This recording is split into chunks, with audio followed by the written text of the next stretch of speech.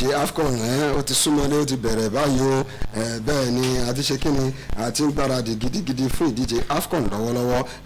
òtútù AFCON ti mú wa ìyẹn ìdíje eléyìí tó máa wáyé ní Cameroon má jẹ́ ká gbàgbé jẹ́ ká máa fi rọrùn yín létí pé ní pápápá tó bá ti dìbò yọ̀ọ̀la o àmọ́ máa sọ pé ikọ̀ ìgbàgbọ́bọ̀lù Super Eagles wọ́n ti ń tẹkọ̀ létí lọ sí ìlú Garoua ìyẹn ní ọjọ́ Thursday má gbàgbé o pé àkọ́kọ́ ìfẹsẹ̀wọnsẹ̀ tó máa wáyé láàrin Super Eagles àti Egypt Pharaoh of Egypt ó máa wáyé ìyẹn tó bá ti di kíni ó bá ti di ọjọ́ mẹ́jọ òkòjọ́ mẹ́jọ kí ìfẹsẹ̀wọnsẹ̀ wáyé o láàrin orílẹ̀-èdè Nàìjíríà àti Egypt kí ló ṣẹlẹ̀ lọ́wọ́lọ́wọ́ nínú ìdíje nínú káàpù AFCON káàpù Super Eagles fún ìdíje AFCON lọ́wọ́lọ́wọ́ gbogbo ẹ̀ àmọ́ máa sọ fún yín láti ìlú Àbújá o bẹ́ẹ̀ ni jẹ́ ká máa jẹ́ kẹ́ mọ̀ pé lọ́wọ́lọ́wọ́ báyìí àwọn 23 ni àwọn tó ti ṣe kí ni 23 players ló ti dé sórí pápá àwọn wo ló kù àwọn wo ló dé gbogbo ẹ̀ a máa gbèsè létí ǹjẹ́ jẹ́ mọ̀ ìpè Tottenham Hotspur kò tí ì borí ìfẹsẹ̀wọnsẹ̀ lórí Chelsea rárá o ìyẹn nínú ìdíje Carabao Cup nígbà tó bá jọ ń wá kò ní Stamford Bridge nínú ìfẹsẹ̀wọnsẹ̀ mẹ́rin ọ̀tọ̀ọ̀tọ̀ tó ti wáyé láàrin àwọn méjèèjì ìyẹn ní Stamford Bridge nínú ìdíje Carabao Cup lásán Tottenham Hotspur tí ì borí ìkọ̀kan nínú ẹ̀ wọ́n pàdánù mẹ́ta wọ́n ṣe kíni wọ́n draw ẹyọ kan ni o nísìnyí o tún ti ṣe kíni irú ẹ̀ tún ti fẹ́ ṣe o ti fẹ́ wáyé o lẹ́ẹ̀karùn-ún ọ̀tọ̀ọ̀tọ̀ nínú ìdíje Carabao Cup ìyẹn ní Stamford Bridge lálẹ́ tòní ìyẹn láago mẹ́jọ kù ṣẹ́jú mẹ́ẹ̀ẹ́dógún kí ló máa ṣẹlẹ̀ o ṣé Tottenham ṣòwò lè gbomi ewúro sí Chelsea lójú àbí Chelsea kan wọ́n máa da aró sáṣọ funfun tí Tottenham máa ń wọ̀ ní gbogbo ẹ̀ a máa gbé sí ilé tí. bẹ́ẹ̀ ni àti bẹ̀rẹ̀ lórí pápá tiwa lónìí tó jẹ́ ọjọ́ karùn-ún oṣù kínní ọdún 2022 ìyẹn ọjọ́ Wednesday àbíkòkò Wednesday ọjọ́bọ̀ àbọ̀jọ́rú bẹ́ẹ̀ ni ọjọ́rú náà ló jẹ́ èmi nìkọ́kọ́ mo wà lórí pápá ẹtì mọ̀ pé a máa ń kọ̀wọ́ rìn ni bẹ́ẹ̀ ni Awíkókó ó ti stamp paper sórí pápá lẹ́yìn ẹtì mọ̀ pé èyí náà ni Chelsea aláriwo ni wọ́n máa ṣe kíni ni wọ́n máa pariwo bóyá Antonio Conte ìyẹn akọ́nimọ̀ gbá tẹ́lẹ̀ rẹ̀ fún ikọ̀ ìgbàgbọ́bọ̀lù Chelsea bóyá ó máa lè pa wọ́n lẹ́nu mọ́ ni o a máa ṣe kíni a máa gbé bí Jurgen Klopp ṣe pa wọ́n lẹ́nu mọ́ Manchester mọ́yú ẹ̀yin ò tẹ̀ kúkú lẹ́nu náà torí pé ẹ̀yin ò sí nínú ìdíje tá à ń sọ yìí abẹ́rẹ́ ni ẹ ti lana ok bẹ́ẹ̀ ni ẹjọ́ làbí náà wà lórí pápá Awíkókó òun yá jẹ́ kọ́ mọ̀ pé mi nìkan kọ́ mo wà lórí pápá ká tó ṣe kí ni ká tó bẹ̀rẹ̀ pass ó yá. a mo kí gbogbo ẹ̀yin ará ilé gbogbo ẹ̀yin olólùfẹ́ rédíò Tùǹgbá ní gbogbo ibi tẹ́ ẹ ti ń gbọ́ wá pátápátá pàápàá jùlọ ẹ̀yin olólùfẹ́ ètò lágbo sport àtúnkìyí láàárọ̀ yìí bàtú ṣe dé lọ́lọ́kan òjò kan àwọn òròyìn èyí tí ó mọ ṣẹlẹ̀ ní adúláwọ̀ àti èyí tí ó mọ ṣẹlẹ̀ lókè òkun pàápàá jùlọ díje AFCON tó máa bẹ̀rẹ̀ níjọ́ mẹ́ta òní láàrin jọ́ mélòó ní Super Eagles báwo ló ṣe ń ṣe sí sọ́ọ́ ti ṣe dáadáa ṣé wọ́n ti sẹ̀ bọ́ ṣe ti stamp paper gẹ́gẹ́ bá a ṣe sọ̀rọ̀ wọn tẹ́lẹ̀tẹ́lẹ̀ gbogbo ẹ̀ náà la máa yànnàná fún yín orúkọ mi ò yí padà Ọlátúndé ọmọ Kalẹ̀jáyé náà ni tẹ́ ẹ̀ mọ̀ sí Àlàbí Àwíkókó. ẹjọ́ làbí ọ̀yà ìwé ẹjọ́ ti tẹnu ẹ̀ fáwọn aráyé gbọ́. ẹjẹ́ àgbọ̀n kí wọ́n máa ń lanà lọ́wọ́ ẹ̀ ẹ̀ka everybody orúkọ tèmi ò yí padà ẹjọ́ làbí ẹjọ́ dowó ló ń kí kárọ̀ sórí ètò.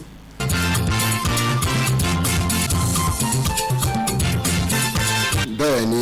ẹjọ́ labi lẹ gbọ́ ó ti stamp paper bó ti ẹ̀jẹ̀ pé àwọn ti laná lọ́wọ́lọ́wọ́ báyìí Akeem Ọlátúnbọ̀sún náà lórúkọ mi ti gbogbo ìmọ̀ sí Akeem spinet tàbí máa fi kíni àwọn máa spin gbogbo ẹ̀ sínú àwọn àwọn máa yí gbogbo ẹ̀ ródóródó sínú àwọn fún yín láàárọ̀ ti tòní ìyẹn bó ṣe ń lọ lọ́lọ́kanjọ̀kan lérè ìdárayá àti lórí pápá bẹ́ẹ̀ ni ẹ jẹ́ ká sáré máa wọ agbami ètò lọ ní pápápá ẹ jẹ́ ká bẹ̀rẹ̀ láti ilé o torí ilé láti kẹsẹ̀ ròjò kí ló ṣẹlẹ̀ o kẹsẹ̀ ròjò lọ nìyẹn o ẹ jẹ́ kí n jẹ́ máa fi tó yín létí pé ẹni tí ó ń tukọ̀ NFF ìyẹn Amaju Melvin Pinnick ó fohùn síta lẹ́yìn ìgbà tí a ti sọ pé Watford ńkọ́ wọn ò lè jẹ́ kí Emmanuel Dennis kó ṣe kíni kó wá kópa nínú ìdíje AFCON fún Super Eagles kí ló wá sọ síta nígbà tí wọ́n fi ọ̀rọ̀ wá lẹ́nu wò ìyẹn pẹ̀lú àwọn media officer kan àmì media outlet kan ó ń jẹ́ kó yé ó jẹ́ kó di mímọ̀ ó ní blame Genetro ìyẹn akọ́lùmọ̀gbá tẹ́lẹ̀ rí lórí pé Emmanuel Dennis ńkọ́ kò ní àǹfààní àti wá kópa bó tẹ̀ jẹ́ pé player fúnra rẹ̀ òun kó kópa òun ni ẹ blame Genetro má blame mi o nítorí èmi ti ṣe nǹkan tó yẹ kí n ṣe wò ó ta ló ń shift blame ìyẹn láàárọ̀ ti tòní àmàjù Murphy Pinnick ni lọ́rọ̀ ti tèmi òun níbi tó ti wọ́n wá òun ni àti Genetro tó submit 35 to 40 man list tó kọ́kọ́ submit ẹ̀ ní on the 15 December 15 òun ní ká má gbàgbé òun yẹ kó ti submit ìfẹsẹ̀ list yìí ìyẹn orúkọ àwọn akọ́nimọ̀gbá yìí orúkọ àwọn agbábọ́ọ̀lù yìí òun yẹ kó ti submit ẹ̀ before then ṣùgbọ́n nísìnyí òun wá sọ pé bẹ́ẹ̀ ló ti kọ́wọ́ wá o má gbàgbé pé Watford ńkọ́ òun ní àsìkò tó yẹ kí àwọn ti kọ lẹ́tà fún wọn pé ẹjọ́ fi agbábọ́ọ̀lù yìí sílẹ̀ òun ní ṣùgbọ́n ní àìtètè gbá òun bó tẹ̀ jẹ́ pé kò bójú mu pé Watford ńkọ́ wọn ò fi player wọn sílẹ̀ òun ní ṣùgbọ́n àwọn àmọ̀ nǹkan tí àwọn máa ṣe gbọ́ o kí ni àmàjù Murphy Pinnick lè ṣe Awíkókó mo máa sọ tó lè ṣe ìyẹn fún wa ṣé blame game ni ká máa trade báyìí ní Awíkókó àbí ká accept pé a ti ṣe mistake ká máa lọ ìgbà tí ẹ mọ̀ pé akọ́nimọ̀gbá yẹn Genetro òun ló ní kùdìẹ̀kùdìẹ̀ yẹn tẹ̀yìn dẹ̀ rí àbí ẹni tètè call it to order pé aláyé kí ló dé tó tètè submit kíní ó mọ̀ pásìkò lọ ni call it to order o ṣùgbọ́n ẹ dúró ẹ gba list yẹn ní time tó submit ẹ̀ fún yín ẹ̀ẹ́dẹ̀ fọ́ọ̀n kankan síta ní gbogbo ìgbà yẹn nísìnyẹn ni akọ́nimọ̀gbá tá à ń sọ yìí ti tẹ́lẹ̀ rí ó ti lọ ẹ wá ṣe kíni ẹ blame game ti bẹ̀rẹ̀ ṣe lọ́dọ̀ ti tèmi ó faramọ́ ọkọ̀ tí Murphy Pinnick sọ. nǹkan tí ẹ̀mẹ́jì pẹ̀lú tí Amadu sọ ń bẹ̀ ó fẹ́ mi ká sọ pé ó ní pọ́ìntì lápá kan nítorí kì í ṣe NFF chairman ló máa submit list akọ́nimọ̀gbá ló máa mú list. ta ló máa mú lọ fún òun ló máa mú wá fún kì í sóun ló fẹ́ select player fún. ẹgbà tí òun tètè wá rí máa sọ kì í sóun ló fẹ́ select player fún. ìgbà tí ó mú ẹ̀hún tó mú list wá fún Amadu Murphy Pinnick pé àwọn tó ń fẹ́ pè lọ lélẹ̀ so ó lè gbà kò lè sọ pé player kan wà níbi kan òṣèlélẹ̀ òun ló mọ ohun tó fẹ́ so àwọn tó fẹ́ yẹn àwọn tó submit làwọn máa ṣiṣẹ́ lé lórí èyí tó bá lókè òkun kọjá dé nù so ìgbà tí ó dẹ̀ ti sàtìrẹ̀ tó ti sàkì Genetron tí akọ́nimọ̀gbà mi ti dé ẹ̀gùn àfọ́ ló recognize Emmanuel Dennis pé kó wà ní team ká ní Genetron forúkọ ẹ̀ sínú list lóòótọ́ ni ó ṣeé ṣe kó ti bá Watford sọ̀rọ̀ ìyẹn bẹ́ẹ̀ bẹ́ẹ̀ lẹ́ẹ̀kejì nígbà tí wọ́n dẹ̀ ti wá pé Dennis Emmanuel pé ó máa play Emmanuel Dennis máa play fún Nàìjíríà àsìkò yẹn sì wà náà láti jẹ́ káwọn náà wá sáré gbégbèsè ibi tọ́wọ́ ti kókò nìyẹn ìlú tó bá pọ̀ nìyẹn lọ́ọ́ ti kọ́ sí Watford láti ìgbà yẹn títí àti dẹ́sìn torí issue Emmanuel Sarr pẹ̀lú Emmanuel Dennis yìí Ismail Sarr ti Senegal ó fẹ́ jọra wọn but Senegal dúró tọ̀tọ̀ ní left player tó wà injured wọ́n rí i pé àwọn gbà sọ́wọ́ tí ò bá tiẹ̀ nílé play o kó ṣàwà lọ́dọ̀ àwọn so ibi tọ́kọ̀ ti kókù díẹ̀ ni pé ìgbésẹ̀ wọn ó létí díẹ̀ àti pé kò mú lódoko gbogbo ìgbà míì náà tẹ bá ń sọ̀rọ̀ pílẹ̀ pé afẹ́fẹ́ ní báyìí ẹ jẹ́ kí gbogbo wa máa mọ̀ pé NFF ń ṣe báyìí o àwọn ẹni báyìí ni wọn ò fún wa but àwọn náà rí late gbà tó rí pé gbogbo aráàlú ti sọ̀rọ̀ sí wọn òun ni mo pẹ́ NFF ṣe àmọ́ ṣé àwọn wá ilé láti fi ṣe excuse. Awíkókó lọ́rọ̀ ti tèmi ẹ jẹ́ ká máa fi tó ilé tí pé ní pápápá ìyẹn Ismail Sarr kọ Watford ti filẹ̀ wọn ti jókòó ẹ̀ sílẹ̀ sọ̀wọ́ Senegal wọn ni ó yá máa bá tiẹ̀ lọ wọn máa ṣe kíni lọ́ọ́ máa wà kọ́ ẹ má gbàgbé ní pé Watford kọ́kọ́ ṣe kíni wọn kọ́kọ́ yarí wọn fárígọ́ wọn lẹ́kùrú kọ́kọ́ pẹ̀lú ẹ̀kọ́ ìgbà gbábọ́ọ̀lù ẹ̀ pẹ̀lú orílẹ̀-èdè Senegal pé àwọn ò ní fi Ismail Sarr sílẹ̀ nítorí pé ó wúlò fún wọn ẹ má gbàgbé pé Ismail Sarr ó ní ìfarapa nínú àwọn ìfẹsẹ̀wọnsẹ̀ eléyìí tí Watford gbá bíi mẹ́rin sẹ́yìn kò bá wọn kópa ńbẹ̀ eléyìí kọ́ nígbà tó dé láti injury ìfarapa yìí kọ́ Ismail Sarr Watford wọn padà fòkàn sílẹ̀ Awíkókó Senegal wọn ti tètè sọ fún Watford nísìn Watford ò ní choice wọn jókòó lẹ̀ ṣùgbọ́n àwọn àtètè sọ fún Watford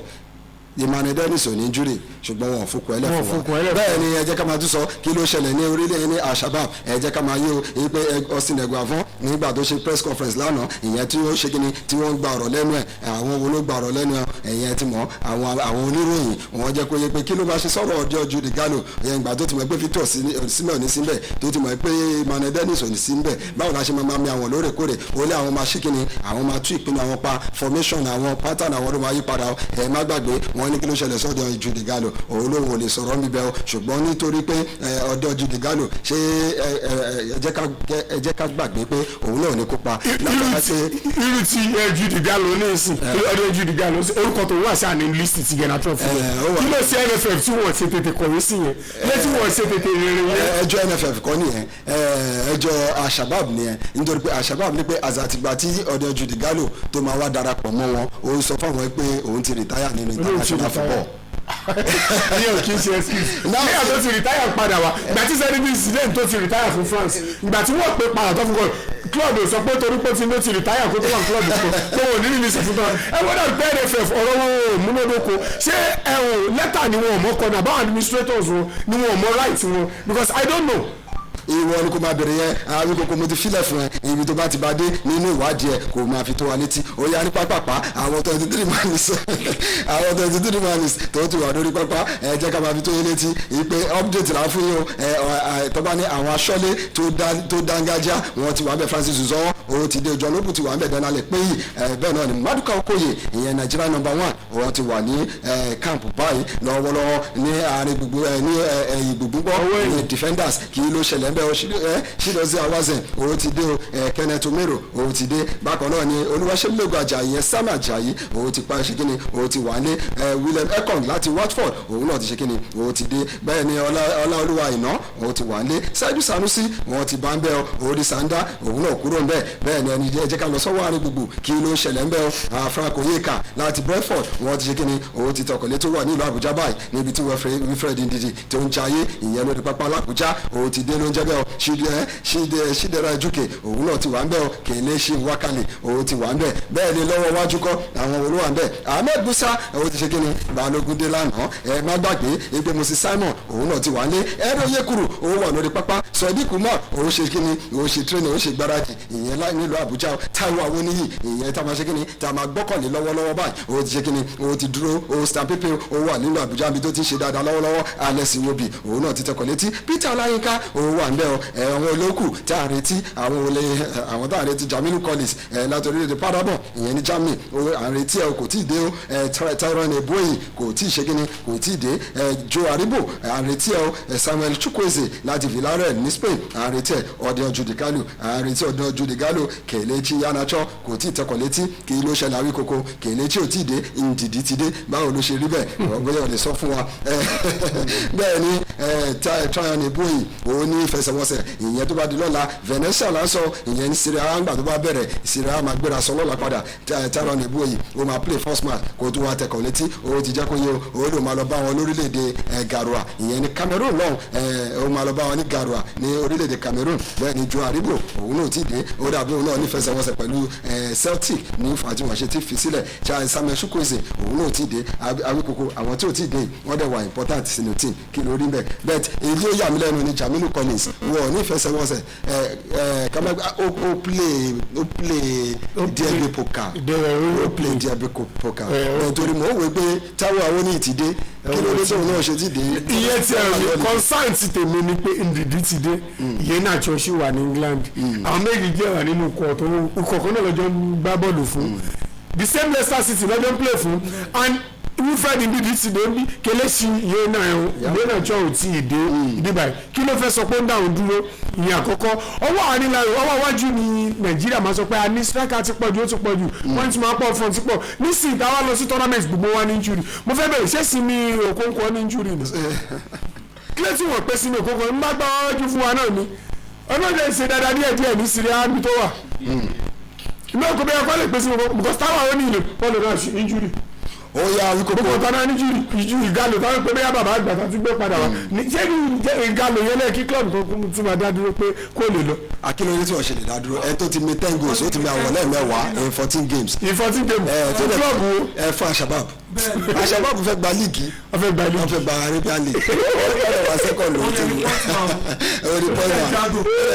ọlọ́sẹ̀sẹ̀ ó wọ́n ṣe win match wọ̀ ní Saudi Arabian club ń di player Nàìjíríà mú pé kó má lè wá fún Nàìjíríà. ṣé èyí bọ̀ lè di player mọ̀ ni tó bá jẹ́ pé player ẹ wúlò fún ọ lókè òkun. èyí bọ̀ lè di player ó lè fi mọ Brazil kó má lọ lọ́sìn àbúrò lè fọ Spain kó kó má lọ fún wọn kí lè fẹ́ fi kú. ó yá ẹjọ́ làbí sáré wíjọ tẹ pápápá. wọ́n dàgbọ́n rí pé àmọ̀kọ́ tá à ń ṣe. àṣẹ ní mọ̀kọ́ tá à ń ṣe. yẹ ṣáná àmọ̀kọ́ tá à ń ṣe ni wọ́n lè máa hold on to our player. wọ́n máa hold on tẹ̀ bá ti ṣe tó yẹ kẹ́ ṣe. àwọn náà ni àti mọ̀tá táwọn àmọ̀kọ́ tá à ń ṣe ni wọ́n máa release ọmọ wa fún wa. wọ́n máa release ọmọ yẹn. bẹ́ẹ̀ ni torí pé national team náà làwọn lọ ti ń polongo orúkọ ara wọn. ok àwọn nísìnyí àwọn 23 pẹ̀lú lísì tó tẹ̀ wálẹ̀ tó rí kí ni àfojúsùn inú tèmi tiẹ̀ dùn pé mo ṣe rí wọn tó tiẹ̀ pé 23 yẹn àwọn players ṣe mi rí ọkàn mi balẹ̀ at least bá tiẹ̀ dé final quarter to semi final I'm looking up. quarter to. spinet èmi gangan làwọn èèyàn ń pè bàbá super eagle ń ta nítorí mo ti kó àwọn ẹsẹ̀ blue white green ti máa wọ̀ fún gbogbo oṣù kan tí tournament ń fi máa lọ nírètí pé nàìjíríà máa wọ final bí ṣe máa ń sọ tẹ́lẹ̀ àmọ́ pẹ̀lú kan tó wà nílẹ̀ bíbá yìí ẹ wò ó torí ọlọ́wọ́ dé mẹ́ka o ó ti yé yín ọlọ́wọ́ rẹ̀ sínú fúbọ̀ pé ọlọ́run kọ́ òmò ọlọ́wọ́ àmì ẹ̀bọ̀ kò ṣe pé bóyá ẹ̀ ní gbáradì ẹ̀ kàn sí pé olúwa gbàdúrà àwọn àgbàdo ẹ̀ kò máa gbàdúrà fúbọ̀ ẹ̀wọ̀n tó wà ní ẹ̀wọ̀n tó wà ń ta. wọ́n ṣe training lánàá. báwo ni àwọn mélòó ló ṣe training gbogbo tó yìí wọ́n ta yìí be like 5 of them be first 11 ni. Jaminu Collins first 11 wa. first 11 ni and they have no training ìyẹn náà tí wọ́n máa play wọ́n ò train pẹ̀lú àwọn team. Joe Aribo. ohun ẹgbà ṣẹ́ẹ̀tì wọ́n kò ní wọ́n kò ní ẹgbà ṣẹ́ẹ̀tì they don't play together bọ́ọ̀lù ẹ̀fẹ́ yìí nìṣọ́ ẹ̀wọ̀n ẹ̀ máa retí àfàìmọ̀ kí Egypt máa kọ́kọ́ fi wá ṣẹwọ́ ní tọ́námẹ́ǹtì Egypt la kọ́kọ́ fẹ́ bá play. bẹ́sẹ̀ ògbà tó invite òun believe no pé they will perform. ok ó yá ẹ jẹ́ ká kúrò ní ìdíje AFCON títẹ̀mí náà ni pé we wish Super Eagles best of luck nínú ìdíje AFCON tó bá ṣe ń gbéra la máa bá wọn gbéra kí la máa fi bá wọn gbéra a máa fàdúrà sí wọn bẹ́ẹ̀ ni kí wọ́n lọ re kí wọ́n bọ̀ re kí wọ́n ṣe kí ni kọ́ máa bọ̀ mọ́ jẹ́.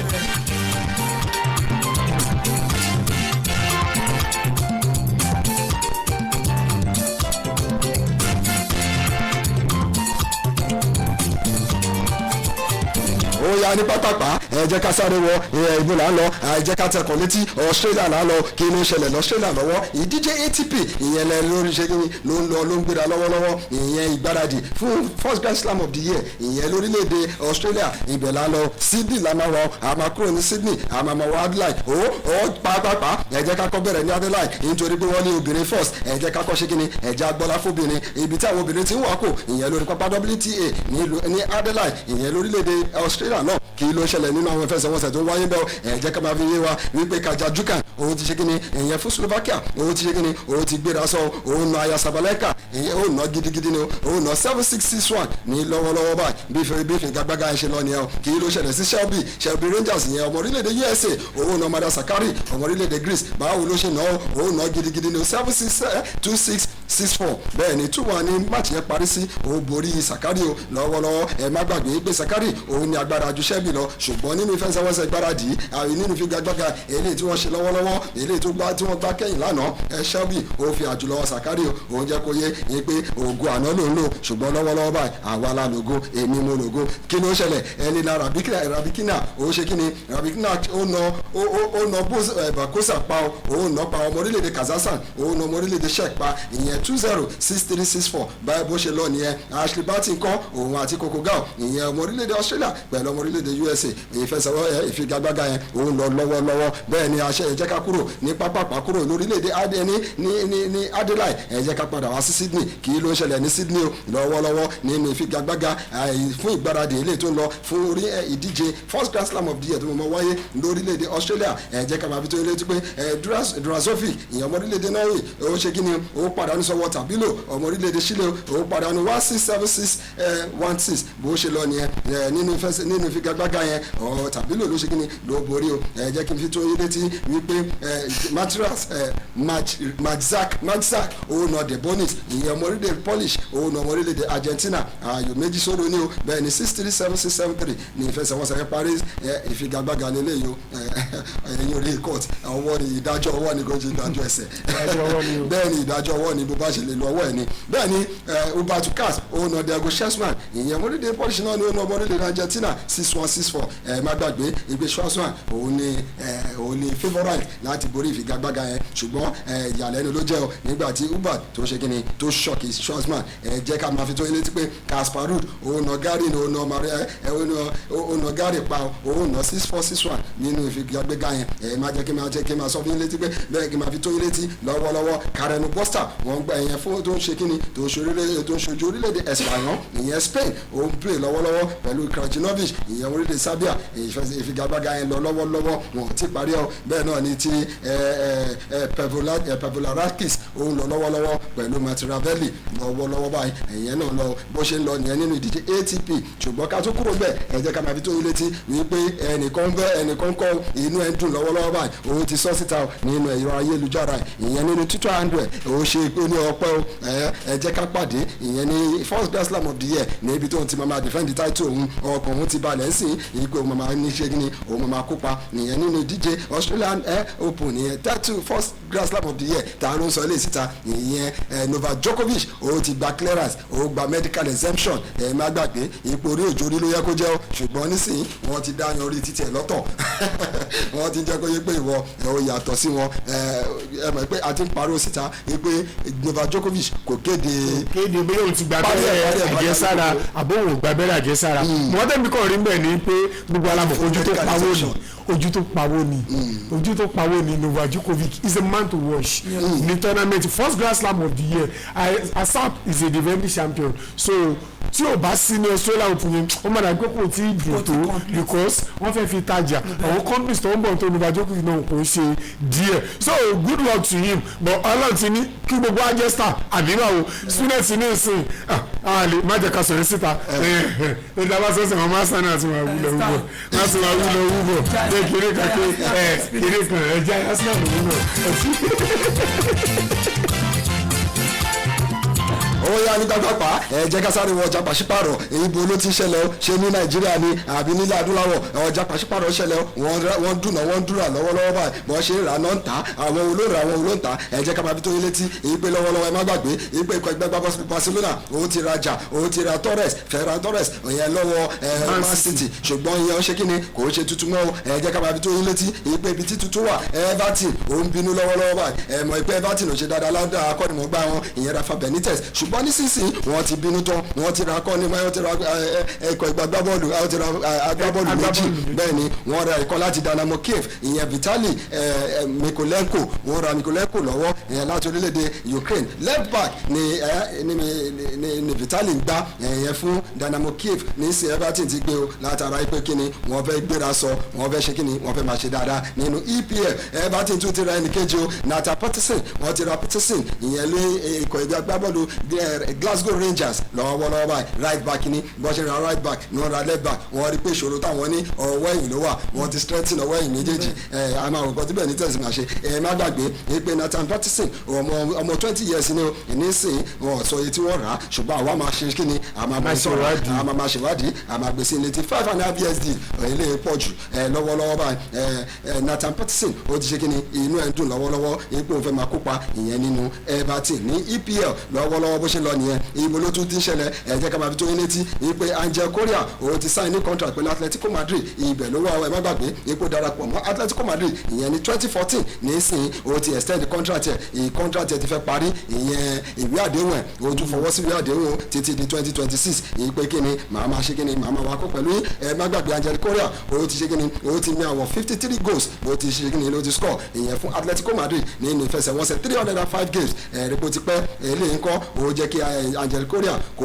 kó fẹ́ di legend sí Atletico Madrid báwo ló ṣe lọ lọ́wọ́lọ́wọ́ ní pápápá Roma ńkọ́ kí ló ṣẹlẹ̀ sí Mourinho